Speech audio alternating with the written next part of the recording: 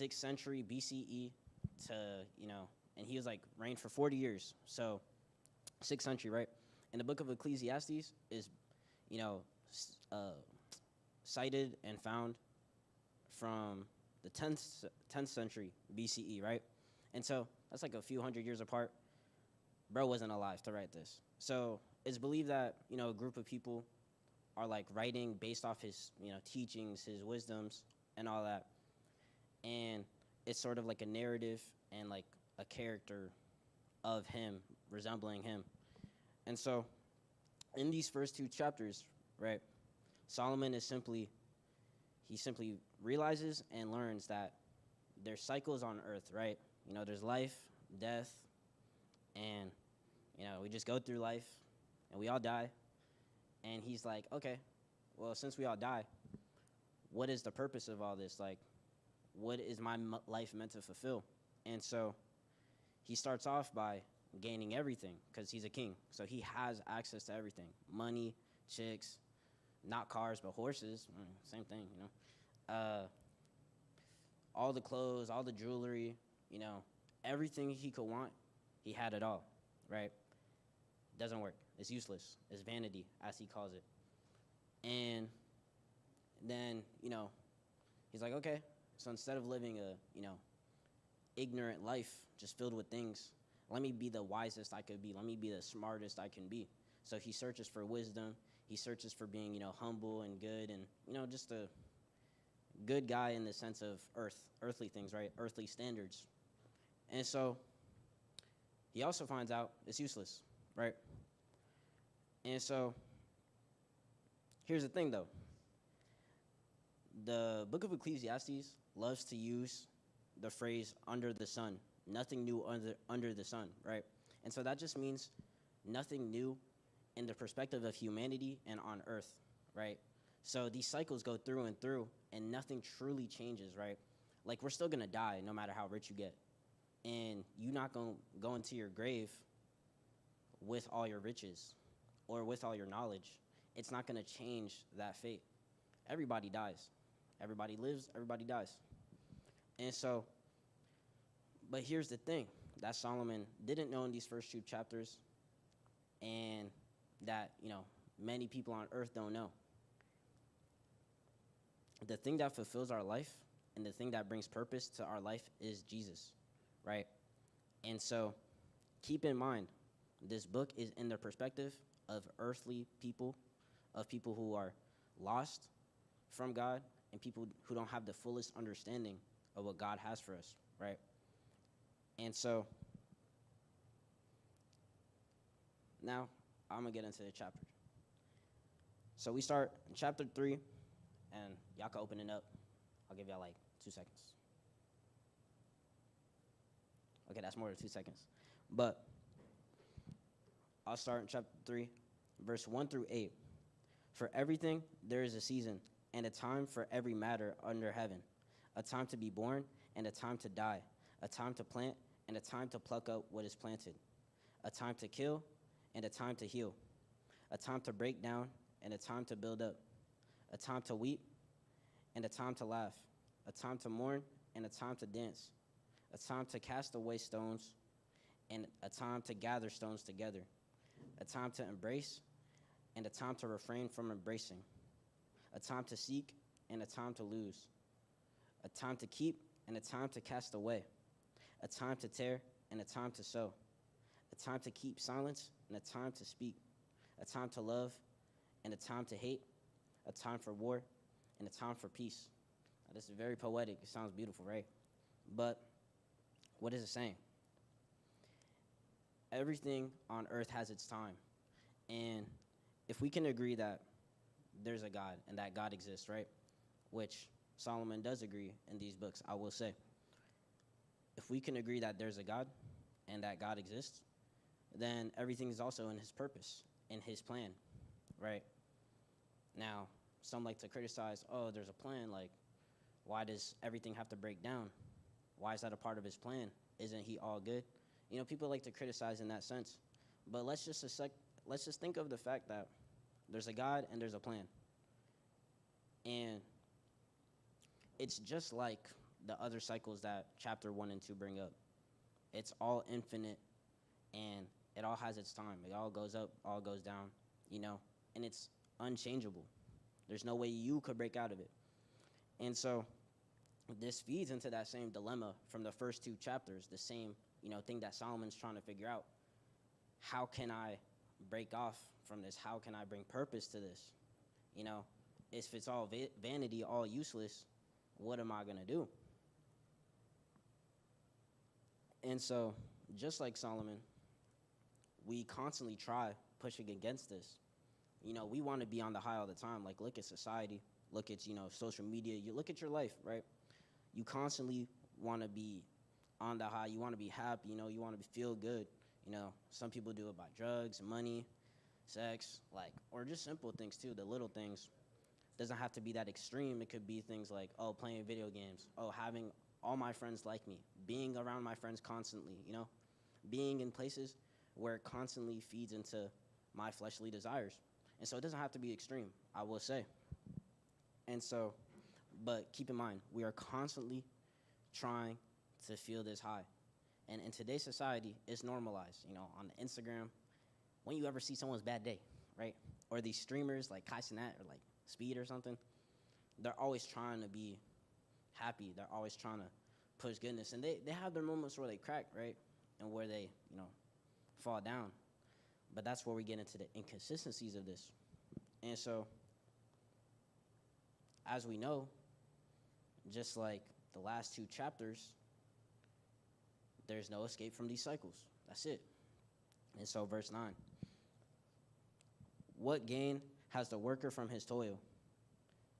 Basically just saying, what is the purpose of our work? What is the purpose for any of this, right? 10 to 11. I have seen the business that God has given to the children of man to be busy with. He has made everything beautiful in its time. Also, he has put eternity into man's heart, yet so that he cannot find out what God has done from the beginning to the end. And so, essentially, God gives us the cards we're dealt with, right? And he makes, sometimes in our lives good, beautiful, right? And obviously there's times where it falls and breaks and we die, right? And so he also puts this feeling of eternity into our hearts, this longing feeling into our hearts, where the things of earth cannot fulfill this longing eternity. There's only one thing that can, which I hope y'all know is Jesus. But we also can't fully grasp this concept. Even like us as Christians, we can't fully understand the severity of eternity. It's like, if we did, we'd probably be sinless.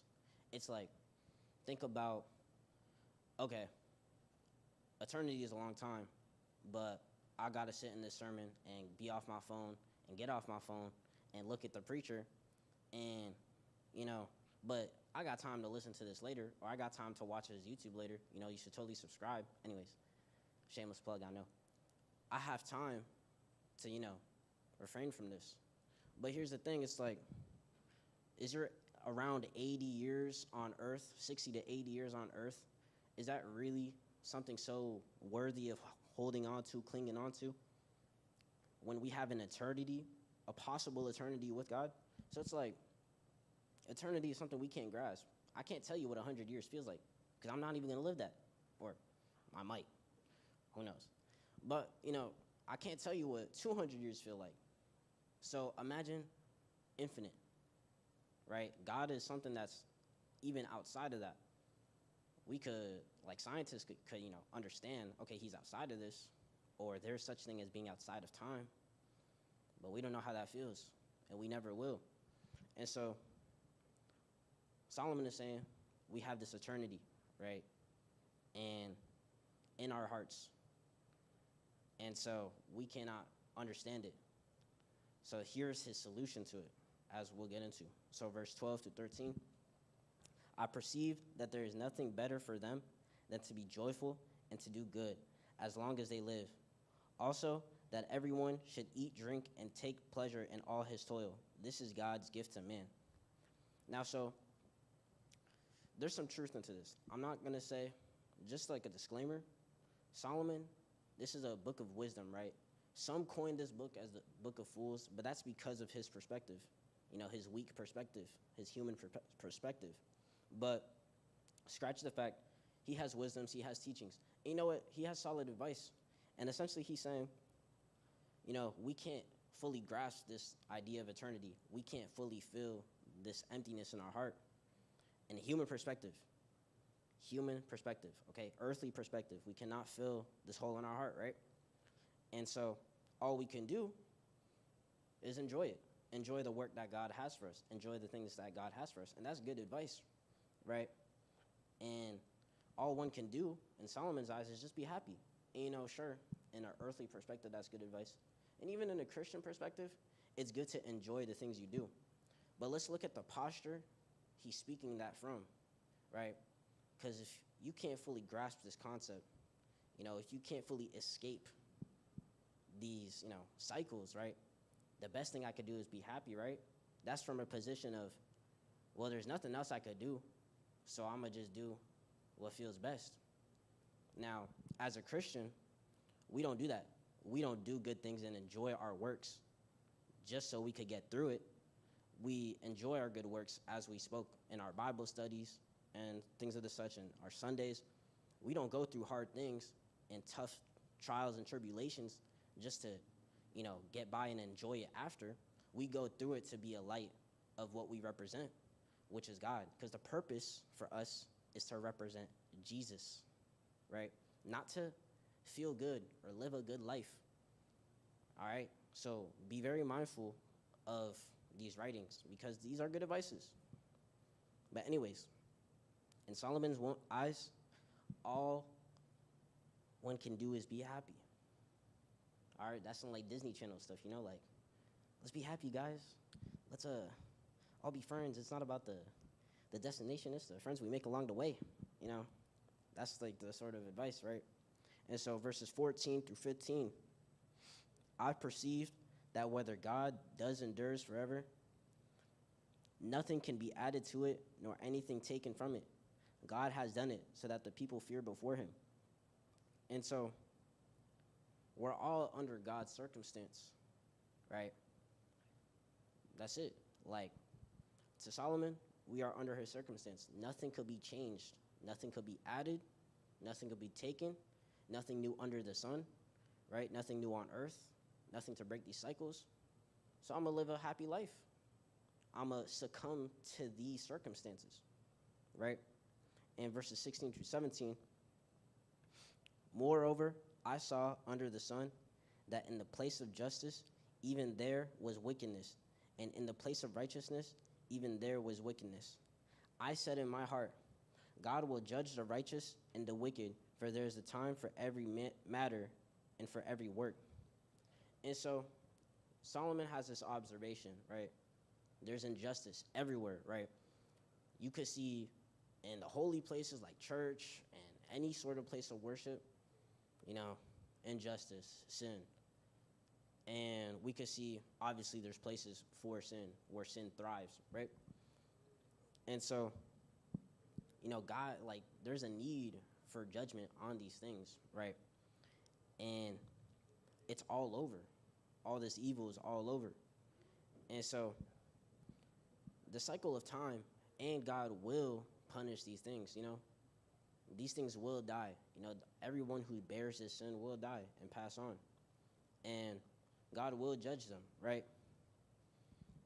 That's true. So verse 18, I said in my heart with regard to the children of man that God is testing them, that they may see that they themselves are but beasts, right? And so now this verse sort of shows the heart of this observation, of this analysis, right? Now, in this text, he mentions all this stuff about God back and forth, right? But just notice this, that they may see that they themselves are but beasts. So he's saying that, all this sin, all this evil that we do, we will realize that we're, doing sin, that we're evil, right?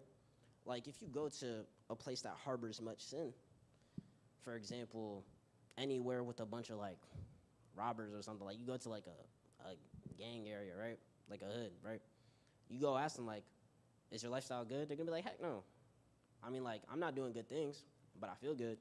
Or it's like, okay, but then there's like LGBTQ, communities and areas, and they might not admit, okay, these things are, bad, right? That it's bad to be gay. But if you ask them, okay, well, you apply this to yourself, but how about if you apply this to, for example, children, right? Is it okay to, let children have, for lack of a better term, be having sex or be adulterous, right? Is it good for children to be involved in those sort of activities? They're going to say no for the most part, right?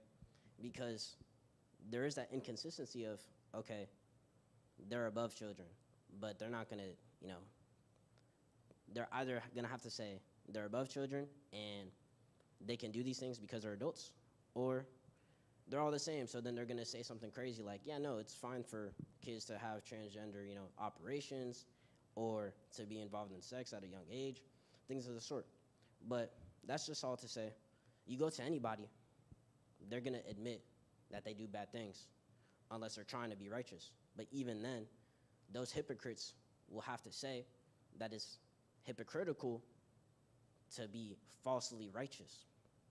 And so, but Solomon is saying that they may see that they themselves are but beasts, so that everyone who is involved in this, everyone who sins, we all have to see ourselves and will see ourselves as beasts, as monsters, right? As evil. But here's the thing, this is why I point this out, because this comparison isn't accounting for the fact that God redeems us, that Jesus is here and he redeems us, right? This is just under the sun, this perspective, this analysis, that everything is useless. And some might say, okay, well, for, Solomon's defense, Jesus wasn't around, in his time. Okay, but even God wanted to bless sinners too back in that time, and I'll give an example. The reason why Moses couldn't go into the promised land, and I said this in a Bible study, I'm sure some of y'all know, the reason why Moses couldn't go into the promised land is because when God told him to bless the rock for the Jews, even though the Jews were trying to worship other idols, and even though the Jews were turning away from God right before they were at the promised land, God said to Moses, bless this rock. But Moses went to the rock and slammed it, hit it with his stick, right? Basically saying, these people don't deserve this. Like, God, these people don't deserve this. Why are you blessing them? He's challenging God's blessings, right? He's challenging God's redeeming and God's, blessing to these sinners. And so God is like, okay, I'm still going to let water flow from this rock that you just hit, but now you can't go to the promised land. Now you won't see the results of your works for your whole life, right? And so to those who are saying, okay, Jesus isn't around, God is still a redeeming God. God is still consistent in his love and in that regard. And that's one example, and a very prominent one at that. And so verse 19 to 22, right? For what happens to the children of man and what happens to the beast is the same. As one dies, so dies the other. They all have the same breath, and man has no advantage over the beast, for all is vanity. All go to one place, all are from the dust, and to the dust all return. For who knows whether the spirit of man goes upward and the spirit of the beast goes down into the earth? So I saw that there is nothing better than that a man should rejoice. Hold on. Oh, shoot.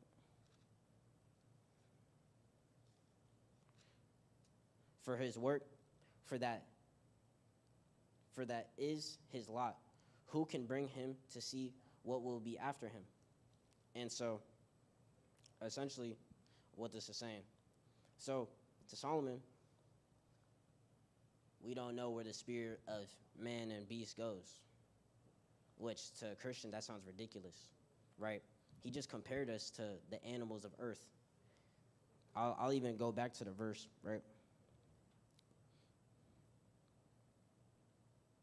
For what happens to the children of man and what happens to the beast is the same. So for Christians here, right, for people who believe, y'all obviously should see the inconsistency of that. And if not, I'll explain it. We are not the same as animals, right? Back in the beginning, back in Genesis, God gave Adam the authority, the ability, the responsibility to look over nature, look over the animals, and to even name them, right? The animals are here so we could use them. That's what the ancient Jews did, and that's what we still do today. You can't say that we don't use nature, right? And there's this inconsistency of like, okay, we're of the same value, or we have the same fate. So there's this like, what do we do? That's not true, because God breathed life into us. God made us very, very good. He made everything good in the beginning, but he made us very good, right? So we have a distinction, and we are in the image of God, right? And we have the ability to go to heaven. We have the ability to follow Jesus. Your dog doesn't have the ability to follow Jesus respectfully. I don't think, this might be controversial, but I don't think your dog has a place in heaven. And that's not to say your dog is evil. It's just to say your dog is not in the same level as us humans. But we have to respect and stewardship the things that God gives us, which is nature, which is, the earth, animals, all that. So we have to stewardship these things. But there's a distinction. There's a different level that Solomon is not seeing here. That Solomon is saying we have the same fate, so it doesn't matter, right? And so the best thing we could do, be happy. Be in our circumstance and enjoy this thing. Come on, guys. Sorry, Solomon, but that's ridiculous. Good earthly advice, but that's not heavenly advice. And so, as we move on to chapter 4, verse 1 to 3. Again, I saw all the oppressions that are done under the sun, and behold, the tears of the oppressed, and they had no one to comfort them. On the side of their oppressors there was power, and there was no one to comfort them.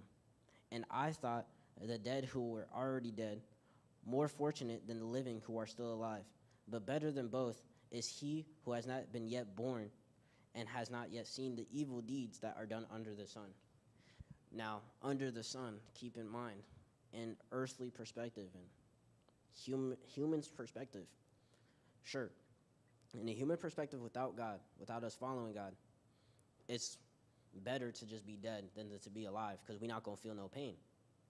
And even better than that is to never be born, because we would never know pain. But here's the thing. What's not being accounted for is that life is a blessing. Life is a gift. God gives us life, and he breathed life into us, right? It is a blessing. It is amazing. It is a great thing. Now, yes, it is tainted and made hard and even taken away by sin and the cycles of this earth. But what is the thing that breaks that? Like I said before, it's Jesus. And so his solution to this idea of pain and, suffering, right, and which one is better when you're being oppressed, is to be dead or to not even ever be alive. But Jesus' solution is to follow him, because he will redeem that. So he's not taking into account for the fact that Jesus and God, all right, at this time it's God for his sake, right, for his argument, right? It's God, right? But God is the one who redeems and brings value to things, right? And Solomon is saying, under the sun, in humanity's perspective, it's death. But as we know, the two main things that Jesus defeated is death and sin, right? But Solomon is saying that death is better than life in this sense when it comes to pain and suffering. That doesn't make sense. That is not a Christian perspective. Death is our enemy, not a way of escape. And so, all under the sun, nothing new under the sun, right? Verses 4 through 6, then I saw that all toil and all skill in work come from a man's envy of his neighbor. This is also vanity and a striving after wind. The fool folds his hands and eats his own flesh. Better is a handful of quietness than 2 hands full of toil and a striving after wind. Now, when I was analyzing this and studying what this meant, man, I ain't gonna lie, it made me feel a lot of things. Not for my own life, but just for the patterns that I see based off this. Now, essentially, what it's saying, there's those, there's people who work, right? And they're working to be above, to have stability, to have money, to be respected, right? To be seen in a good light, out of the envy of others, to be in a higher echelon of life, right? There's those who work for that. And then there's those who sit and hold their hands together and eat their own flesh. That is saying there's those who are lazy and die from that, right? That is the beginning of their end, their laziness, right? And so, but what Solomon is saying is a solution to both of these extremes and both of these circumstances is that it's better to be in the middle, right? Just be quiet, have a simple life, easy life, Don't work too hard, but you got to work a little bit, Put some effort in here and there. And I'll get into, the application later, how this is a thing of partiality, as some of y'all should know is a sin, which I'll get into later. But, it's this middle point that's the answer to this problem, which, to me, it just sounds really weak, man. Like, from the way I grew up, it's all about hustling and getting everything and, getting your money and, being on the top, right? And that's not the best, perspective or position, right? But that's just what I grew up with, right? But even then, as a Christian, in a Christian's perspective, we are meant to be holding up our cross every day. We are meant to be working for God every day and working with our passion, our love, and the hardest we can for God every day. We're not supposed to be at a middle point. Now, you're not working for yourself. You're not working to alleviate yourself, but you working to alleviate others so that you could be a light that Jesus reflects. You could be a reflection of Jesus' light. That is the point of our work. And so to be in that middle point, that is quite literally a contradiction to what Jesus tells us to do, which is to pick up our cross every day and be the laborer, right? And so verses 7 through 8. Oh, shoot. Again, I saw vanity under the sun. One person who has no other, either son or brother, yet there is no end to all his toil, and his eyes are never satisfied with riches, so that he never asks, for whom am I toiling and depriving myself of pleasures? This is also a vanity and an unhappy business. Now, he also sees that there's people who work to have everything and gain everything. And I'll say this is some pretty good advice, right? Being the one who's trying to be on top, being the one who has everything, but has no one to share it with, no brothers, no family, no kids, no nothing, right? What's the point of that? That's nothing, right? You're just going to lose it all. You're going to, something that someone said to me is you don't walk into the grave with all your stuff on you, or you walk into your grave all by yourself. So being this type of guy who just works for everything but lives with nothing, and by nothing I mean people and people to share things with, that's useless. But that's to say that there's this posture and this perspective and this heart posture of this example right here is a posture of I'm working for myself, I'm gaining for myself, not I'm working for God, I'm working to be with Jesus, to exude, right, to show off for the benefit of others this example of Jesus. So understand that. Verses 9 through 12. 2 are better than 1, because they have a good reward for their toil. For if they fall, one will lift up his fellow. But woe to him who is alone when he falls and has not another to lift him up. Again, if 2 lie together, they keep warm. But how can one keep warm alone? And though a man might prevail against one who is alone, 2 will withstand him. A threefold cord is not quickly broken. And so Solomon is saying that those who are together have an easier time, right? Those who are together, get through things, right? It's like you take a little strand, you just cut it.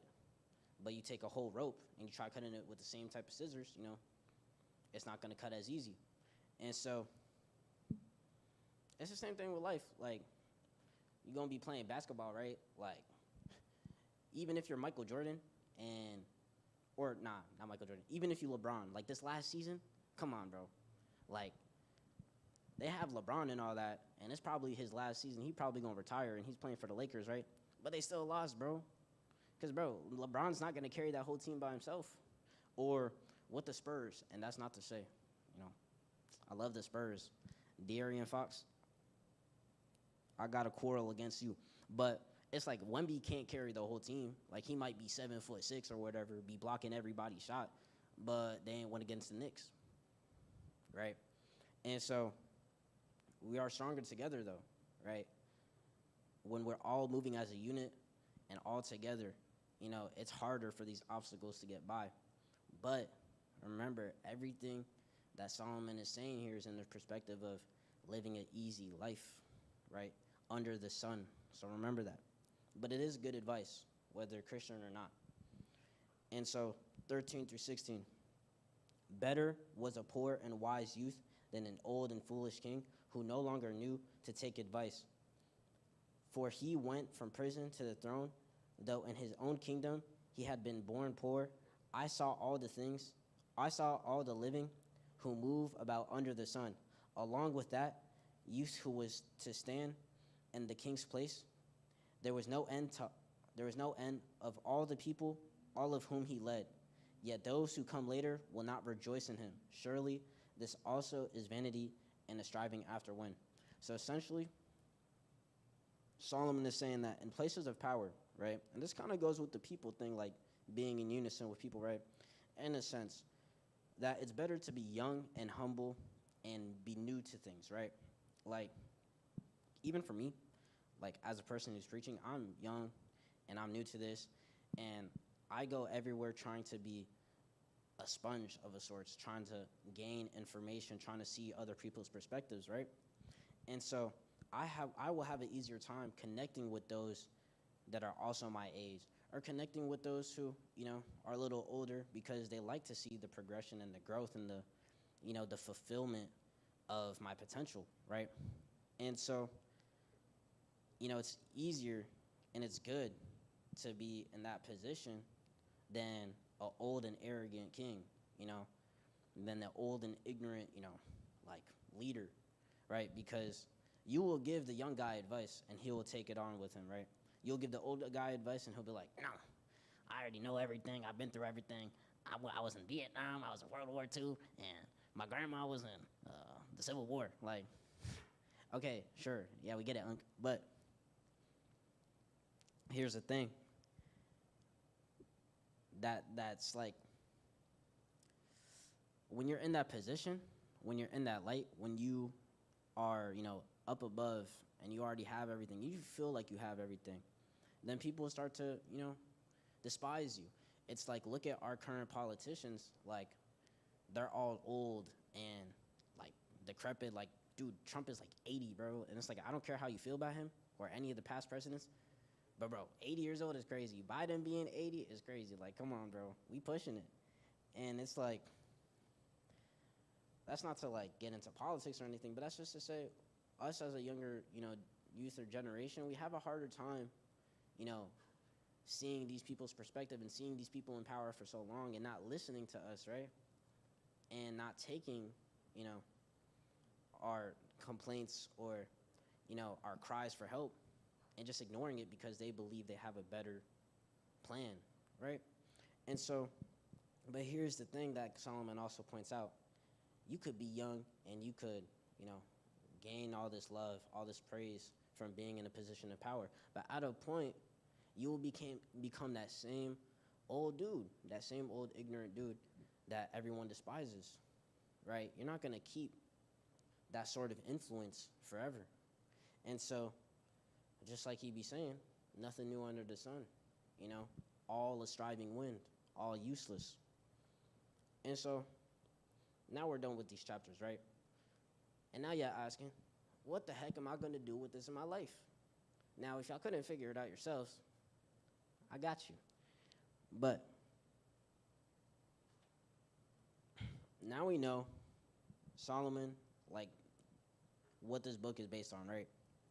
Like the book. Okay, now we know that Solomon, the book that this is based on, like the guy that this book is based on, right? All about Solomon. Yeah, smartest guy ever.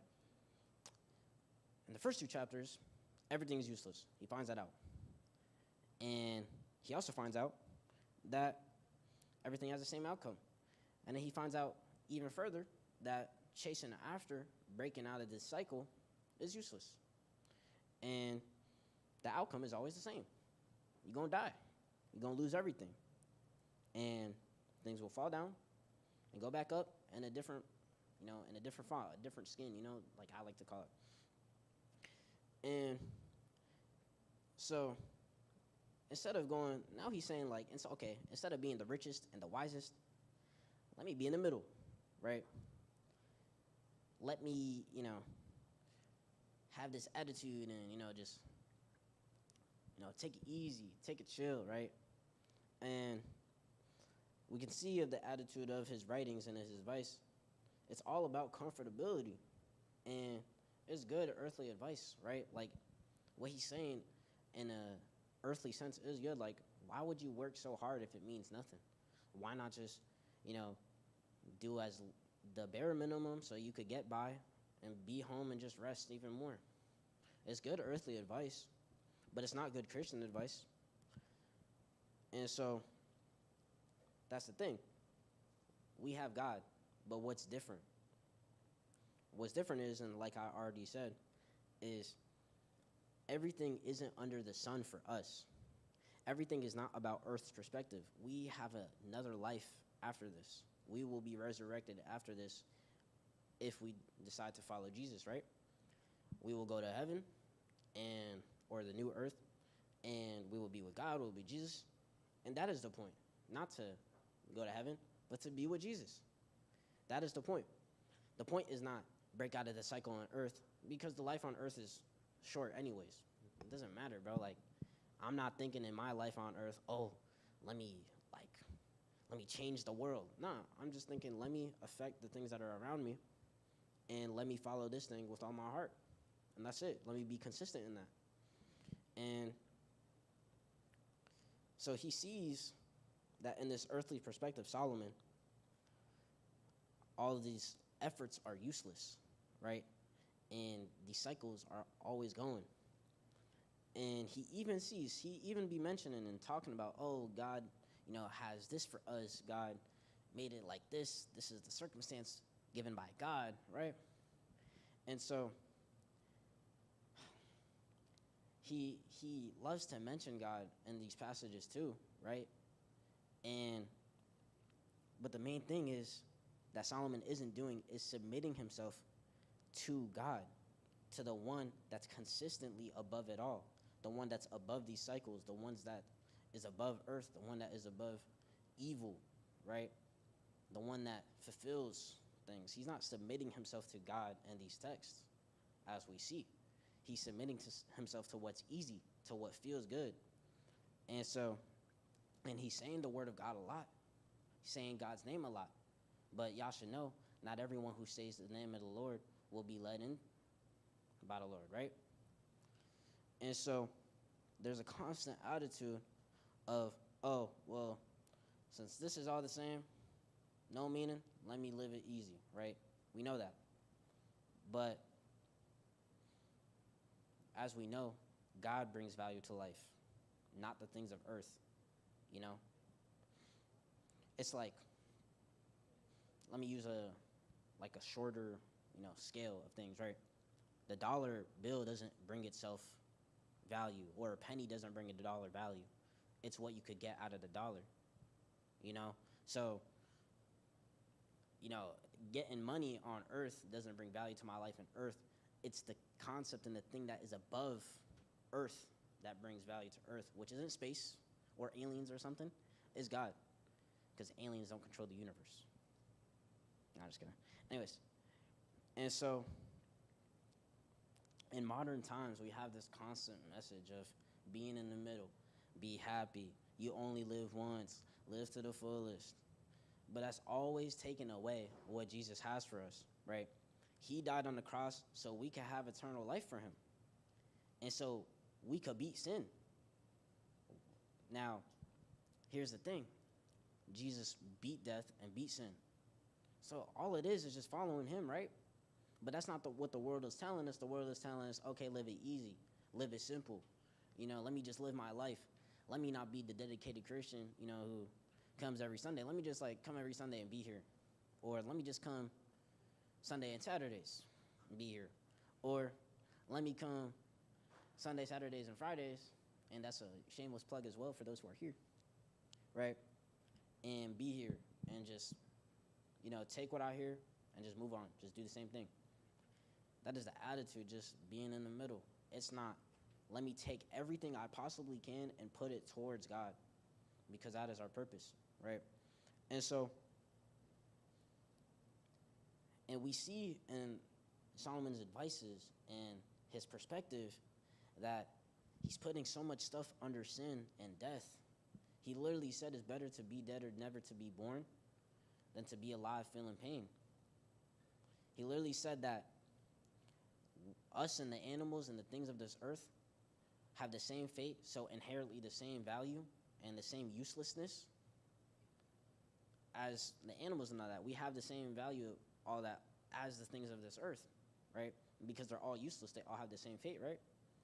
But it's like, that's only putting ourselves in our condition and our circumstances and our possibilities of what to do under these concepts, under these things. And so, but here's the thing, God is what gives us life and purpose. And I keep saying this, I'm like a broken record. And he's what leads our lives, right? But the only way we can all follow this path and follow God, which Solomon isn't doing at this current moment, is submitting fully to him, right? Putting our works and putting our desires to him. And so we see Solomon talks a lot about God in these texts, right? But he doesn't give the power to God. Now, or the full power. Now he says, okay, God is here. God has control. But he doesn't acknowledge the authorities and promises given to us by God. And, okay, sure, maybe, I'm not sure. To be honest, I'm not quite sure where Ecclesiastes or Solomon's life is in the history of the Israelites, if the prophets and all that came after him. But I believe they did. All the major prophets, Elijah, Isaiah, and all the sorts, came after Solomon. Okay, sure. So we don't see, the promises and the prophecies of the Messiah and what it's going to be like, right? But we do see, like I mentioned with Moses' life, the pattern of how God seeks to redeem. And sure, he be, bringing down a lot of pain, like for the evil of the world, right? But he's still blessing people. We still have examples of that. And so, and for us, well, we have the whole Bible. We have everything, the Old Testament, New Testament, Jesus' life, all the accounts of Jesus' life, even all the, outside of counts of Jesus' life that aren't painting him in a good light, but still bringing clarity and, validity to his life if you look at it in the right way. And so that's the thing, that's our advantage. So here's the steps, right? 1, know that Jesus is the way, the purpose and fulfillment to your life. 2, know that you must submit everything to gain connection with him and escape these cycles that Solomon is constantly, at first trying to escape, and now he's telling us to live through. Nah. Second step is follow Jesus, because we will just be over that, right? And it's not to be over that, it's to be with Jesus, right? And 3, understand that these texts are Solomon living under the sun, but we are meant to live under the Son, Jesus Christ. Now, that's a bar, you gotta admit. But we're meant to be living under Jesus. We're not meant to be living under earth or death, right? We're not meant to be living under our desires, our feelings. That's weak, right? We're meant to be living under Jesus, the thing that brings fulfillment to that. And so be careful with the carefree and earthly advices that lead to partiality. Like I mentioned before, this attitude leads to, oh, well, let me not treat this, too well. Like, let me not work too hard here. Let me not treat this guy here the nicest, Let me ignore this homeless guy in the street. Or let me be on my phone while Richie is talking. Not to, be throwing shade. But let me, treat this thing better than the other in these circumstances. That's partiality. And in James 2, if y'all been in the Bible studies, we know that that's sin, right? And the sin of partiality starts in our desires and our desires of the flesh, right? And these advices that are all in our society, all in our current way of life, and you could say it's not, but, I could bring up 100 examples of how things in our life is saying that. It's all telling us to live for our feelings, live for our desires. Whether it's subtle or it's right in your face, it's telling us to live for our desires, right, and our feelings. And that is where partiality starts. And that's where our priorities start to be messed up. It's like, you follow these advices, your priority isn't in Jesus Christ. It's in your feelings. It's in, getting money. It's in getting chicks. It's in being comfortable. It's in let me live the American nuclear family dynamic. Have a wife, had 2 kids and a dog in a white suburban house, you know what I'm saying, with the white picket fence. It's like, let me just be in the middle, right? Let me just have what makes me feel good. Let me try living good all the time, right? It screws up our priorities, though, because you start to look at these things more than you look at Jesus. You start to look at your feelings more than you look at Jesus, and you start to look like a Kim Kardashian or something. And not in the sense of, like, you got a BBL and all that, but in the sense of the attitudes that you have for life and the emotions that you can't control because you're letting it take control of you, right? And so that's the thing. These advices bring partiality, and partiality screws up our priorities. And when we screw that up, it makes us forget the true fulfillment. It's Jesus Christ. And so I hope y'all get that. Now, let me pray with y'all. And band, y'all could come up. Bow your head, close your eyes. Lord,